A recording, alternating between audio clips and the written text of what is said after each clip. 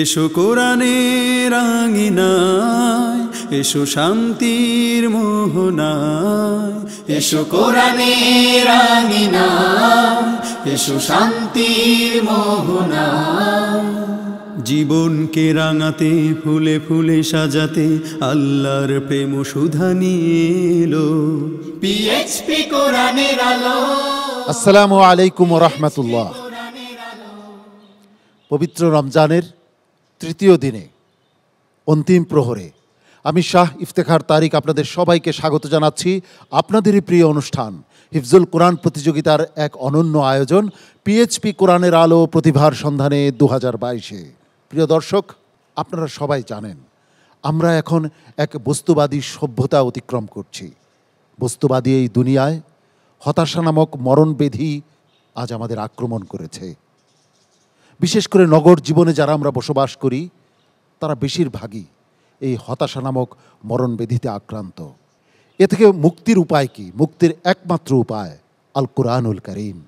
আল কোরআনুল কারীমকে যদি আমরা ধারণ করতে পারি, তিলাওয়াত করতে পারি, আল কোরআনের শিক্ষায় যদি নিজের জীবনকে আলোকিত করতে পারি, নিশ্চয়ই আমরা ইহকালীন মুক্তি পাব এবং পরকালীন শান্তি পাব ইনশাআল্লাহ।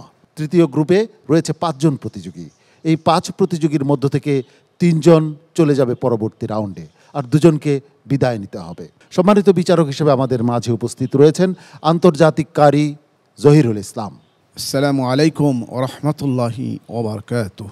কোরআনের আলো ফাউন্ডেশনের সম্মানিত চেয়ারম্যান হাফেজ মাওলানা আবু ইউসুফ। আসসালামু আলাইকুম ওয়া রাহমাতুল্লাহি ওয়া বারাকাতুহু। বাইতুল মোকাররম জাতীয় মসজিদের সম্মানিত সিনিয়র পেশ ইমাম মুফতি মিজানুর রহমান। আসসালামু আলাইকুম ওয়া রাহমাতুল্লাহি ওয়া বারাকাতুহু। বিশেষজ্ঞ বিচারক হিসেবে আমাদের মাঝে উপস্থিত রয়েছেন হুফাজুল কোরআন ফাউন্ডেশনের সম্মানিত চেয়ারম্যান শেখ আব্দুল হক। আসসালামু আলাইকুম ওয়া রাহমাতুল্লাহ। সম্মানিত অতিথি হিসেবে আমাদের মাঝে উপস্থিত রয়েছেন সাভার সরকারি কলেজের ইসলামিক স্টাডিজ বিভাগের বিভাগীয় প্রধান অধ্যাপক কাজী সালেহ আহমদ। আসসালামু আলাইকুম ওয়া রাহমাতুল্লাহি ওয়া বারাকাতুহু। সম্মানিত অতিথি হিসেবে আমাদের মাঝে আরও উপস্থিত রয়েছেন তানিশা গার্মেন্টস অ্যাক্সেসরিজের চেয়ারম্যান জনাব আলহাজ মোহাম্মদ মিজানুর রহমান। আসসালামু আলাইকুম ওয়া রাহমাতুল্লাহি ওয়া বারাকাতুহু। প্রতিযোগীকে মঞ্চে ডাকবার আগে আজকের পর্বের নিয়মটি জানিয়ে দিচ্ছি। সম্মানিত বিচারক পবিত্র কোরআনের যে আয়াতটি তিলাওয়াত করবেন, প্রতিযোগীকে সেখান থেকেই তিলাওয়াত করে যেতে হবে। প্রতিযোগীদের সতর্ক করছি, আজকের পর্ব থেকে 2 জনকে বিদায় নিতে হবে, আর 3 জন যাবে পরবর্তী রাউন্ডে। প্রথম প্রতিযোগী হিসেবে মঞ্চে ডেকে নিচ্ছি চট্টগ্রামের প্রতিযোগী, দৃষ্টি প্রতিবন্ধী আবু জাফর শাকিল। হাফেজ আবু জাফর শাকিল এবারে আসছে মঞ্চে।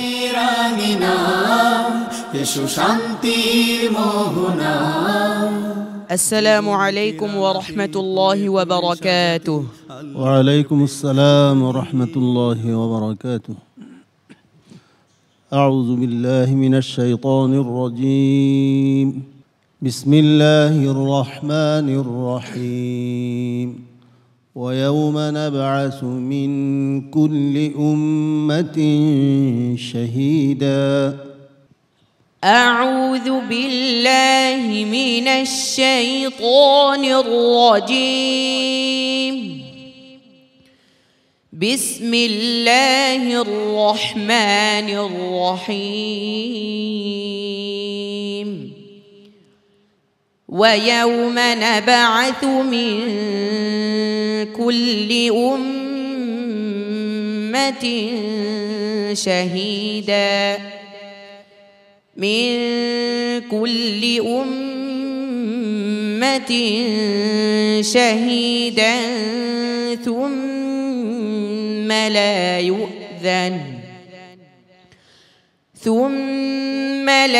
يؤذن للذين كفروا ولا هم يستعتبون. وإذا رأى الذين ظلموا العذاب فلا يخفف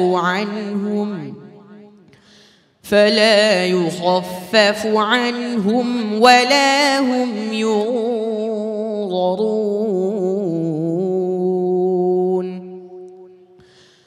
وإذا رأى الذين أشركوا شركاءهم جاءهم قالوا ربنا هؤلاء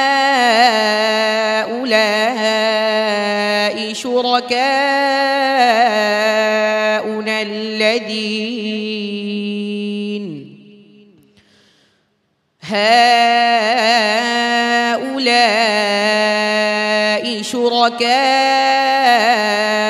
الذين كنا ندعو من دونك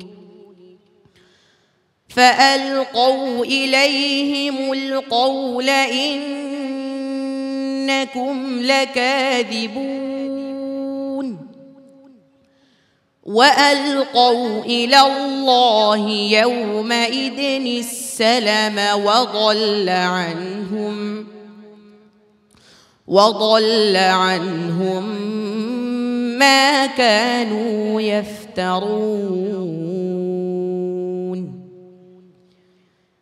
الذين كفروا وصدوا عن سبيل الله زدناهم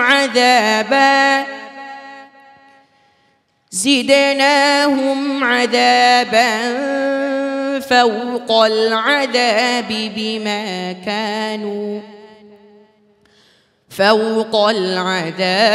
بما كانوا يفسدون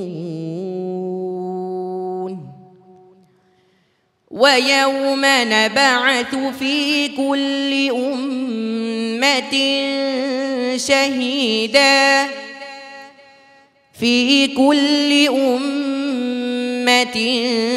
شهيدا عليهم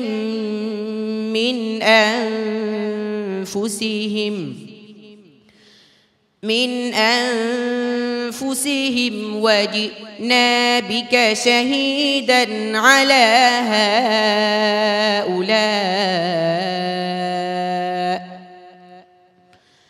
ونزلنا عليك الكتاب تبيانا لكل شيء وهدى ورحمة وبشرى للمسلمين حسبك صدق الله العظيم মাশাআল্লাহ। ওস্তাদজি, আবু জাফর শাকিল কেমন করলো? জি আলহামদুলিল্লাহ, আজকের এই পর্বে ইনশাআল্লাহ এমন একটি তেলাওয়াত করেছে আলহামদুলিল্লাহ, দর্শকরা সবাই মুগ্ধ হয়ে শ্রবণ করতেছিল আমার মনে হয়। আলহামদুলিল্লাহ। তো আবু জাফর সাদ্দাককে বলবো ওয়ালা হুম ইউস্তাতাবুন, তাতাবুন না তাতাবুন, খুব খেয়াল করে উচ্চারণ করবা। কি কইছি কথা বুঝা আসছে? ওস্তাদির সাথে আরো ভালো করে ইয়াদ করে নেবে ইনশাআল্লাহ। মোহতারাম আবু ইউসুফ, শুধু তেলাওয়াতের ব্যাপারে সতর্ক তা নয়, তার যে বাহ্যিক কাজকর্ম সেখানেও কিন্তু সেই খুব সতর্ক, খুব অ্যালার্ট। নিজের চলার ব্যাপারে, খাওয়া দাওয়ার ব্যাপারে, কোথাও বসার ব্যাপারে, আদব আখলাকের ব্যাপারে। তোমাকে অনেক অনেক মোবারকবাদ। শাকিলরা আমাদের জন্য দৃষ্টান্ত, এদের কাছ থেকে অনেক কিছু আমাদের শিক্ষার রয়েছে। শাকিল, তোমার জন্য শুভকামনা, কোনো ভাষা নেই, এগিয়ে যাও। তোমার ওস্তাদ, তোমার বাবা মার জন্য দোয়া করি, আমিন। মুফতি মিজানুর রহমান, এই যে দৃষ্টিহীন মানুষগুলি আল্লাহর কোরআন 30 পারা কোরআনকে মুখস্থ করে বুকে ধারণ করতে পারে, এটা পৃথিবীর মানুষের জন্য এক মহাবিস্ময় আমি মনে করি। অতএব এর থেকে আমাদের কোরআনের প্রতি, আমি বিশ্বাস করি এদের তেলাওয়াত শুনে শুনে কোরআনের প্রতি ভালোবাসা, শ্রদ্ধা আরও অনেক অনেক গুণ বেড়ে যাবে, এটা আমার বিশ্বাস। মোহতারাম কাজী সালেহ আহমদ, আল্লাহর যে বিশেষ নেয়ামত তার উপর অর্পিত হলো, যার কারণে আমরা যারা চোখে দেখি তাদের এখান থেকে শিক্ষা নেওয়ার দরকার আছে। তো সঙ্গত কারণেই আল্লাহ তাকে কবুল করুন, সাথে সাথে আমরাও যেন আজকের এই উপস্থিত থাকার কারণে আমরা আল্লাহর কাছে যা পেতে পারি সেই দোয়া করছি, আমিন। তোমার জন্য অনেক অনেক দোয়া এবং ভালোবাসা। আসসালামু আলাইকুম ওয়া রাহমাতুল্লাহি ওয়া বারাকাতুহু। পিএইচপি কোরআনের আলো, পিএইচপি কোরআনের আলো। আপনাদেরই প্রিয় অনুষ্ঠান হিফজুল কোরআন প্রতিযোগিতার এক অনন্য আয়োজন পিএইচপি কোরআনের আলো প্রতিভার সন্ধানে 2022-এ। প্রিয় দর্শক, এই গ্রুপে রয়েছে 5 জন প্রতিযোগী। এই 5 প্রতিযোগীর মধ্য থেকে 3 জন চলে যাবে পরবর্তী রাউন্ডে, আর 2 জনকে বিদায় নিতে হবে। এবারে ডেকে নিচ্ছি বরিশালের প্রতিযোগী মেহরাব হোসেন অনিক। আব্দুল্লাহ ইবনে মাসুদ রাদিয়াল্লাহু তাআলা আনহু মাদ্রাসার ছাত্র হাফেজ মেহরাব হোসেন অনিক। এসো শান্তির মোহনা জীবনকে। السلام عليكم ورحمة الله وبركاته. وعليكم السلام ورحمة الله وبركاته. أعوذ بالله من الشيطان الرجيم. بسم الله الرحمن الرحيم. وهو الذي أرسل الرياح بشرا بين يدي رحمته. أعوذ بالله من الشيطان الرجيم. بسم الله الرحمن الرحيم.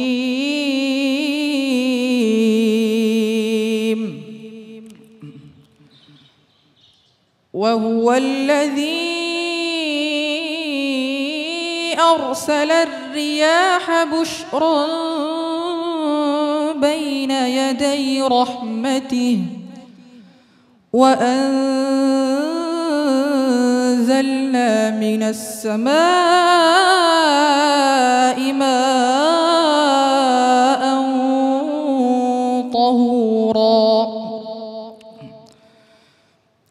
لنحيي به بلدة ميتا ونسقيه مما خلقنا أنعاما وأناسيا كثيرا ولقد صرفناه بينهم ليذكروا فأبى أكثر الناس إلا كفورا ولو شئنا لبعثنا في كل قرية نذيرا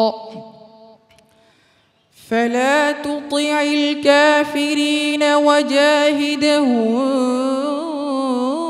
به جهادا كبيرا وهو الذي مرج البحرين هذا عذب فرات وهذا ملح أجاج وجعل بينهما برزخا وحجرا محجورا وهو الذي خلق من الماء بشرا فجعله نسبا وصهرا وكان ربك قديرا ويعبدون من دون الله ما لا ينفعهم ولا يضرهم وكان الكافر على ربه ظهيرا وما أرسلناك إلا مبشرا ونذيرا قل ما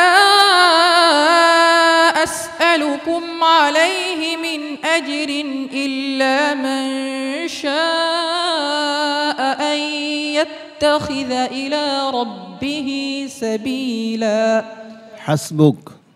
صدق الله مولانا العظيم وصدق رسوله النبي الكريم. চমৎকার মেহরাব হোসেন অনিক, তোমার তেলাওয়াত শুনছিলাম, আমার কাছে ভালো লেগেছে। উস্তাদজি, মেহরাব হোসেন অনিক আজ কেমন পারফর্ম করেছে? আলহামদুলিল্লাহ, মেহরাব হোসেন অনিক আজকে পর্বে তো খুব চমৎকার তেলাওয়াত করেছে। আলহামদুলিল্লাহ, তার প্রশ্নের শুরু থেকে শেষ পর্যন্ত আলহামদুলিল্লাহ খুব সুন্দর তেলাওয়াত করেছে। আওয়াজটা, লাহানটা আবার শুরু থেকে শেষ পর্যন্ত একই রকম থাকে। ভালো করে চেষ্টা করবে ইনশাআল্লাহ, তাহলে সামনে আরও সুন্দর করতে পারবে। কিছুটা অপ্রয়োজনে নাকে যাচ্ছে, প্রয়োজন ছাড়া যতটুকু নাকে যাচ্ছে সেটা পরিহার করলে তোমার তেলাওয়াত আরও সুন্দর হবে, আরও ভালো হবে। চেষ্টা চালা যাবে ইনশাআল্লাহ। তোমার গলার যথেষ্ট কাজ আছে বাবা, তুমি যদি চেষ্টা করো তোমার এই কণ্ঠ কোরআনের জন্য তুমি কাজে লাগাতে পারবে। দোয়া রইল। অনেকের কণ্ঠটা আওয়াজটা অনেক মিষ্টি আমার কাছে মনে হয়েছে, বাকিটা হচ্ছে যে আরেকটু এখানে পরিচর্যা আরেকটু অনুশীলন লাগবে, তাহলেই পরিপূর্ণতা পেয়ে যাবে ইনশাআল্লাহ। মোহতারাম মিজানুর রহমান।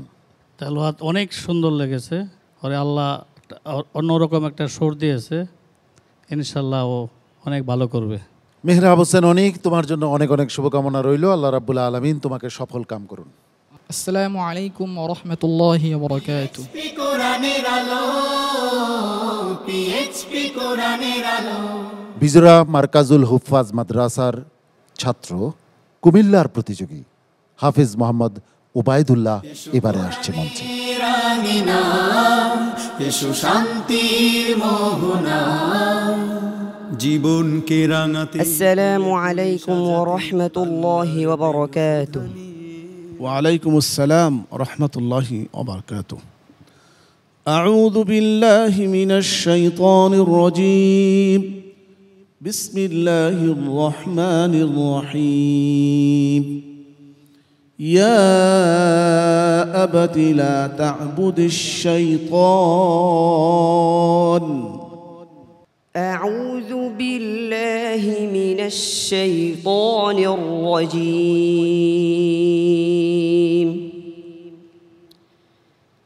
بسم الله الرحمن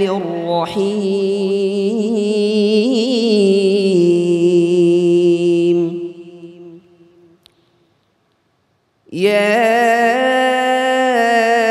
أبت لا تعبد الشيطان إن الشيطان كان للرحمن عصيا. يا أبت إني أخاف أن يمسك عذاب من الرحمن فتكون للشيطان وليا. قال أراغب أنت عن آلهتي يا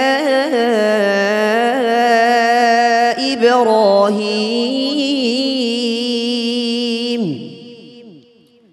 لئن لم تنته لأرجمنك واهجرني مليا.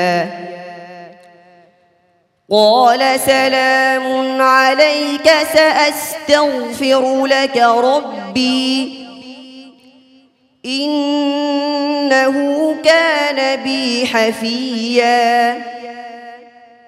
وأعتزلكم وما تدعون من دون الله وأدعو ربي عسى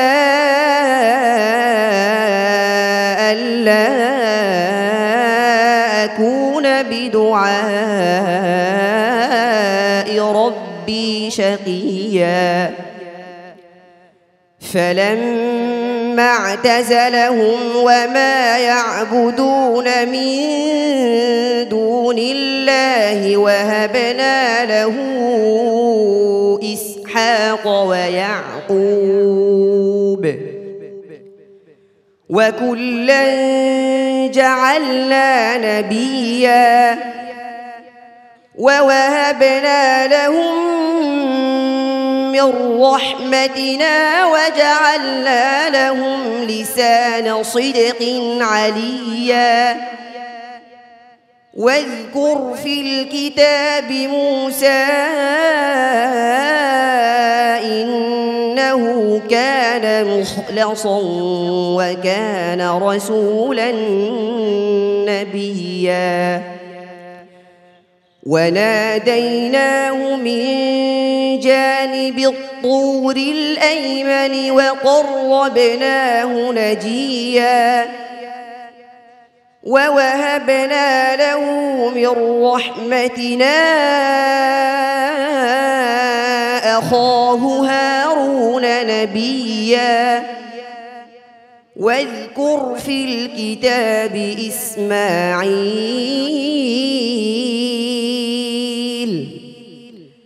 إنه كان صادق الوعد وكان رسولا نبيا حسبك صدق الله العظيم صدق الله العظيم মাশাআল্লাহ, চমৎকার তিলাওয়াত শুনছিলাম তোমার তিলাওয়াত শুনে নিশ্চয়ই দর্শক মণ্ডলী অনেক তৃপ্ত হয়েছেন।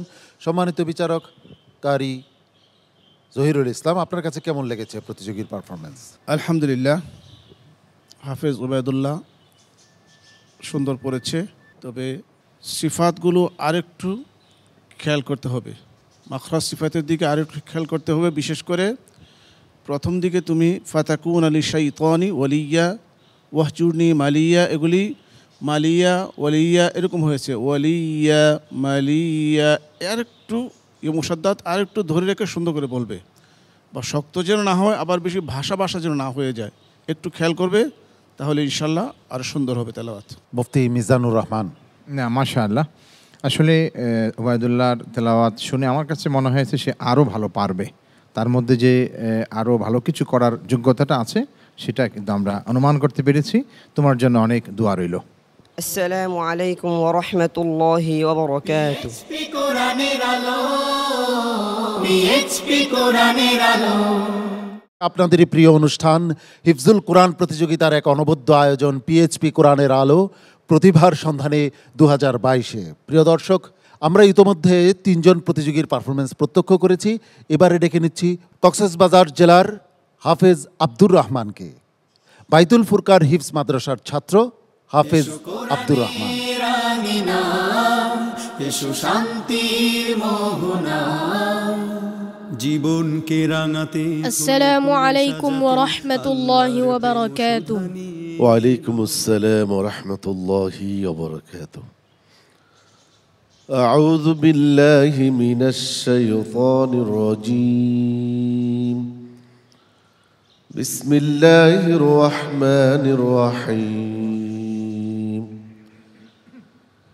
ইয়াহলিফুনা বিল্লাহি মা ক্বালু। أعوذ بالله من الشيطان الرجيم.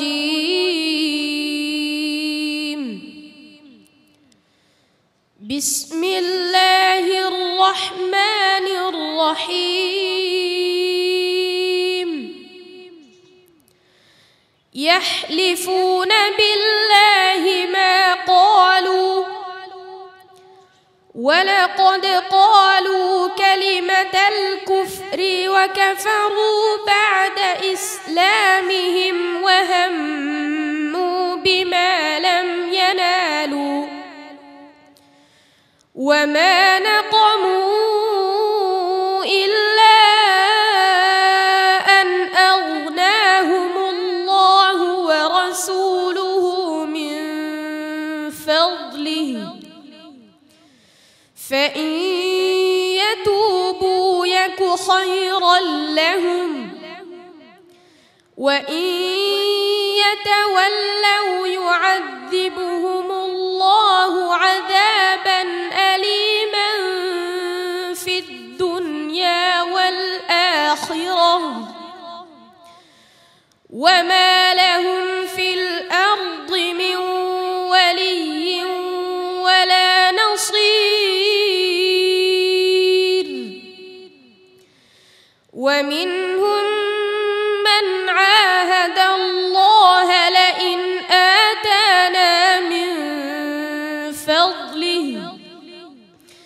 لئن آتانا من فضله لنصدقن ولنكونن من الصالحين فلما آتاهم من فضله بخلوا به وتولوا وهم معرضون فأعقبهم نفاقا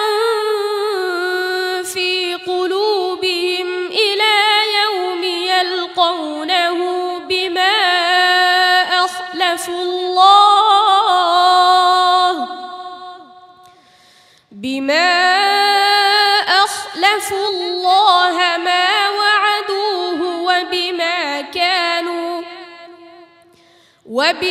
كانوا يكذبون ألم يعلموا أن الله يعلم سرهم ونجواهم وأن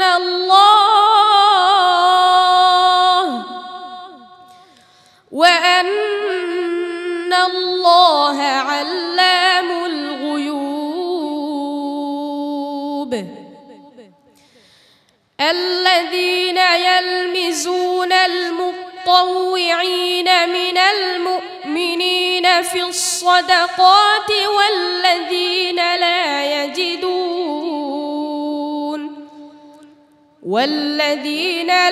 يجدون إلا جهدهم فيسخرون منهم سخر الله منهم ولهم عذاب أليم حسبك صدق الله العظيم চমৎকার। কেমন তেলাওয়াত করলো আব্দুর রহমান? আমরা শুনে আছি আবু ইউসুফ সাহেবের কাছ থেকে। ধীর গতিতে মাশাআল্লাহ, বেশ ভালো তেলাওয়াত। খুব চিন্তা নাকি বাবা? চিন্তা আছে? আচ্ছা, মাশাআল্লাহ, আমার কাছে অনেক ভালো লেগেছে। তারপর ওস্তাদজিরা তাদের মন্তব্য করবে, এগিয়ে যাও। কারি জহিরুল ইসলাম, সিফাতের দিকে আরেকটু লক্ষ্য রাখতে হবে। বিমা আখলাফুল্লাহ মা ওয়াদুহু ওয়া বিমা কানু ইয়াকযিবুন, ওয়া বিমা কানু ইয়াকযিবুন, এমালার একটু বু আসে অনেক জায়গাতেই, এগুলি আরেকটু লক্ষ্য রাখতে হবে। ইনশাআল্লাহ তেলাওয়াত আরো সুন্দর হবে। ওস্তাদজি। জি আলহামদুলিল্লাহ, ছোট্ট মানে আব্দুর রহমান এত সুন্দর তেলাওয়াত করেছে আলহামদুলিল্লাহ। খুব সাহসিকতার সাথে সে তার প্রশ্ন শুরু থেকে শেষ করেছে আলহামদুলিল্লাহ। আল্লাহ তাআলা তাকে আল্লাহর কোরআনের জন্য, ইসলামের জন্য আল্লাহ কবুল করেন, তার প্রতিভাকে আল্লাহ আরও বৃদ্ধি করে দেন, আমিন। জনাব সালেহ আহমদ। আল্লাহর কালামকে অত্যন্ত মজবুতির সাথে ধারণ করেছে এবং সাহসিকতার সাথে উপস্থাপন করেছে, অসম্ভব ভালো লেগেছে। আল্লাহ তাকে যা দান করুন। আব্দুর রহমান, তোমার জন্য অনেক অনেক শুভকামনা রইল। আল্লাহ রাব্বুল আলামিন তোমাকে সফল কাম করুন। আসসালামু আলাইকুম ওয়া রাহমাতুল্লাহি ওয়া বারাকাতুহু। পিএইচপি কোরআনের আলো, পিএইচপি কোরআনের আলো। এবারে ডেকে নিচ্ছি আজকের পর্বের সর্বশেষ প্রতিযোগীকে, পিরোজপুরের প্রতিযোগী সাদ আব্দুল্লাহ। মিরপুর মার্কাজুত তানজিলের ছাত্র হাফেজ সাদ আব্দুল্লাহ এবারে মঞ্চে। শান্তির মোহনা জীবনকে। আসসালামু আলাইকুম ওয়া রাহমাতুল্লাহি ওয়া বারাকাতুহু। ওয়া আলাইকুম আসসালাম ওয়া রাহমাতুল্লাহি ওয়া বারাকাতুহু। সাদ আব্দুল্লাহ, ভালো আছো তুমি? আলহামদুলিল্লাহ, আমি ভালো আছি। ওস্তাদজি, আপনি কেমন আছেন? হ্যাঁ আলহামদুলিল্লাহ ভালো। তোমাকে আমি যে অংশ থেকে পড়ব তুমি ইনশাআল্লাহ সুন্দর করে তেলাওয়াত করবে। আউযু বিল্লাহি মিনাশ শাইতানির রাজীম। মা ইনদাকুম ইয়ানফাদু ওয়া মা ইনদাল্লাহি বাক। আউযু বিল্লাহি মিনাশ শাইতানির রাজীম। بسم الله الرحمن الرحيم. ما عندكم ينفد وما عند الله باق ولنجزين الذين صبروا أجرهم بأحسن ما كانوا يعملون. من عمل صالحا من ذكر أو أنثى وهو مؤمن فلنحيينه حياة طيبة ولنجزينهم أجرهم بأحسن ما كانوا يعملون. فإذا قرأت القرآن فاستعذ بالله من الشيطان الرجيم إنه ليس له سلطان على الذين آمنوا وعلى ربهم يتوكلون إنما سلطانه على الذين يتولونه والذين هم به مشركون وإذا بدلنا آية مكان آية والله أعلم بما ينزل قالوا إنما أنت مفتر بل أكثرهم لا يعلمون قل نزله روح القدس من ربك بالحق ليثبت الذين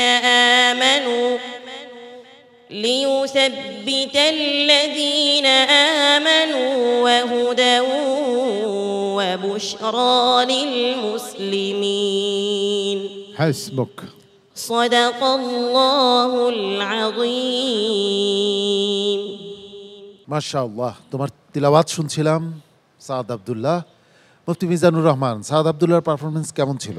তোমার তাজবিদের সিফাতের কিছুটা এখানে কিছু কিছু হায়ের উচ্চারণ বি আহসানি মা কানু ইয়ামালুন এবং মধ্যে আরেজের ক্ষেত্রে কোথাও একটু টান ঠিক আছে, কোথাও একটু কম হয়ে যাচ্ছে। এই বিষয়গুলো একটু খেয়াল করবে, তোমার সামনে অনেক ভালো করবে ইনশাআল্লাহ। মানুষ যত তোমার কোরআন তেলাওয়াতটা শ্রুতিমধুর হবে তত বেশি কিন্তু তোমার তেলাওয়াতটাকে গ্রহণ করবে, অ্যাকসেপ্ট করবে। ঠিক আছে? তো সেই জন্য আমার মনে তোমার অনেক মেহনত করতে হবে। তুমি মেহনত করো মাশাআল্লাহ। তারপর আমার মনে আরেকটু বেশি প্র্যাকটিস করলে যে এই তেলাওয়াতটা যেভাবে করে আমাদের শায়েখরা ঠিক সেইভাবে তুমি নিয়ে আসতে পারবে ইনশাআল্লাহ। তোমার জন্য অনেক অনেক শুভকামনা। সাদ আব্দুল্লাহ, তুমি কাকে অনুকরণ করে তেলাওয়াত করছো? শেখ সালেহ আল আনসারি। তোমার তেলাওয়াতের মাঝেও অনুরূপ আছে, তবে তুমি আরেকটু চেষ্টা করতে হবে, তাহলে পুরোপুরি ওনার অনুকরণে তেলাওয়াত করতে পারবে, আরও শুনতে ভালো লাগবে। জনাব মিজানুর রহমান, অনেক সুন্দর লেগেছে, তুমি অনেক ভালো করবা, অনেক সুন্দর করবা, দোয়া করি। সাদ আব্দুল্লাহ, তোমার জন্য অনেক অনেক শুভকামনা এবং দোয়া রইল। আসসালামু আলাইকুম ওয়া রাহমাতুল্লাহি ওয়া বারাকাতুহু। পিএইচপি কোরআনের আলো, পিএইচপি কোরআনের আলো। আপনাদের প্রিয় অনুষ্ঠান হিফজুল কোরআন প্রতিযোগিতার এক অনিন্দ্য সুন্দর আয়োজন পিএইচপি কোরআনের আলো প্রতিভার সন্ধানে 2022-এ। প্রিয় দর্শক, তৃতীয় গ্রুপের 5 প্রতিযোগীর পারফরমেন্স আমরা বিরতির আগে দেখেছি। এবারে ফলাফল ঘোষণার পালা। 3 জন যাবে পরবর্তী রাউন্ডে আর 2 জনকে বিদায় নিতে হবে।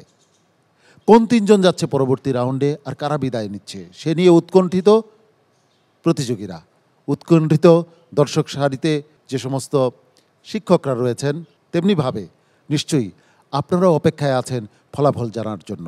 ফলাফল দেওয়ার আগে আমি 5 প্রতিযোগীকে ডেকে নিচ্ছি আমার পাশে। তোমরা চলে এসো আমার কাছে।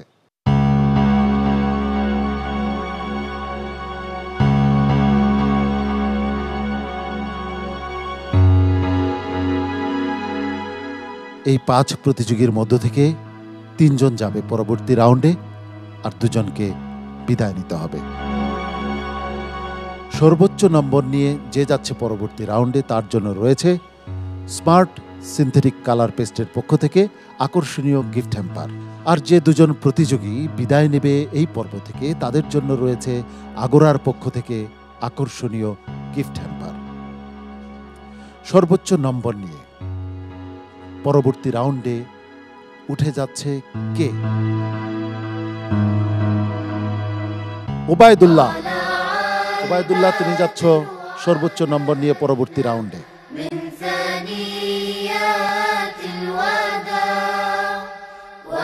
ওবায়দুল্লাহ, তুমি পরবর্তী রাউন্ডে যাচ্ছ, তুমি তোমার আসন গ্রহণ করো।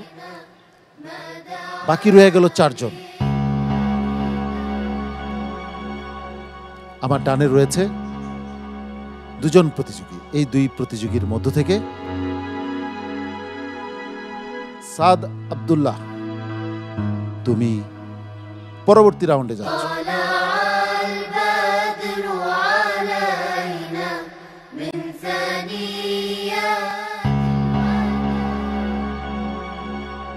আব্দুর রহমান, মেহরাব হোসেন অনিক এবং আবু জাফর শাকির, এই তিনজন প্রতিযোগীর মধ্য থেকে দুজনকে বিদায় নিতে হবে, আর একজন যাবে পরবর্তী রাউন্ডে।